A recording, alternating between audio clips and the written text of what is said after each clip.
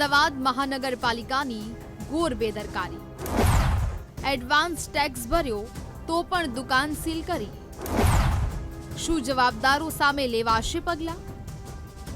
અમદાવાદ મહાનગરપાલિકાએ શહેરના 7 ઝોનમાં કોમર્શિયલ મિલકતોના બાકી પ્રોપર્ટી ટેક્સની વસૂલાત માટે ઝુંબેશ હાથ ધરી છે, પરંતુ પ્રોપર્ટી ટેક્સ વસૂલવાની લહેરમાં એએમસી ભાન ભૂલી ગયું અને સાબરમતી વિસ્તારમાં રહેતા એડવાન્સ ટેક્સ ભરનાર મુકેશ દવે નામના વેપારીની દુકાનને સીલ મારી દીધું હતું। એટલું જ નહીં, દુકાન પર નોટિસ પણ લગાવી દીધી હતી, જેમાં 1.5 લાખથી વધુનો ટેક્સ બાકી હોવાનો ઉલ્લેખ કરવામાં આવ્યો હતો। તંત્રની આવી ઘોર બેદરકારીને કારણે દુકાનદાર સિનિયર સિટીઝનની મુશ્કેલી વધી ગઈ હતી। જોકે તંત્રની પોતાની ગંભીર ભૂલનું ભાન થતાં છાનુમાનું સીલ ખોલી નાખવામાં આવ્યું હતું।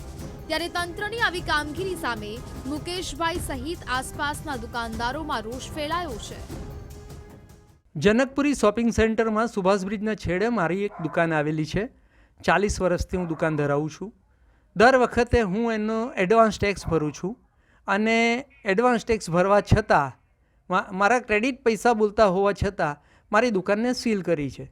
એમાં સિઝનલ આઇટમનું અમે કામ કરતા હતા। પતંગ દોરીનો બિઝનેસ છે અને 7 તારીખે મારે એની અંદરથી અમુક સામાન કાઢવાનો હતો, એ મારા અંદર રહી ગયો અને હવે આ વર્ષે વેચાય નહીં એવું મને નુકસાન ગયું છે।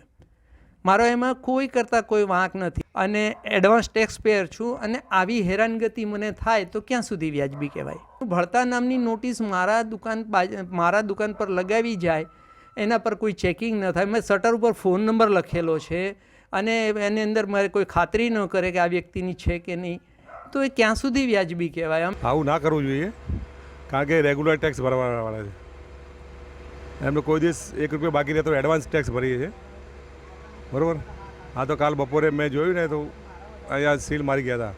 અમારે જવાનું હોય ને બાથરૂમ પાછળ, એટલે રસ્તામાં જોયું કે આ સીલ મારેલું છે, તો મુકેશભાઈને બોલાવી ફરીને એ જોયું સવારે એમને કે આ સીલ મારેલી છે। ટેક્સ એમનું બાકી નથી, ટેક્સ બાજુવાળાનું બાકી છે, એટલે ખોટી રીતે સીલ મારેલી છે મ્યુનિસિપાલિટીવાળાએ। હા, બહુ એકદમ સદંતર મ્યુનિસિપાલિટીવાળાએ ખોટું કર્યું છે। અત્યારે સિનિયર સિટીઝન છે ને એમનો સિઝનેબલ ધંધો છે। અત્યારે અમે બી પોતે ત્યાં દોરી લેવા માટે આવ્યા, પણ એમનું સીલ વાગ્યું એટલે અમારે પાછું જવું પડ્યું છે। એટલે આવું મ્યુનિસિપાલિટીવાળાએ કોઈ દિવસ કરવું ના જોઈએ, સિનિયર સિટીઝનને હેરાન ના કરવા જોઈએ। એએમસીની આવી ગંભીર બેદરકારીને કારણે વેપારી મુકેશભાઈને મોટું નુકસાન સહન કરવાનો વારો આવ્યો છે। ત્યારે આની પાછળ જવાબદાર એએમસીના અધિકારીઓ સામે પગલાં લેવાશે કે કેમ, તે મોટો સવાલ છે। Sanjay Dave, VTV news, Ahmedabad.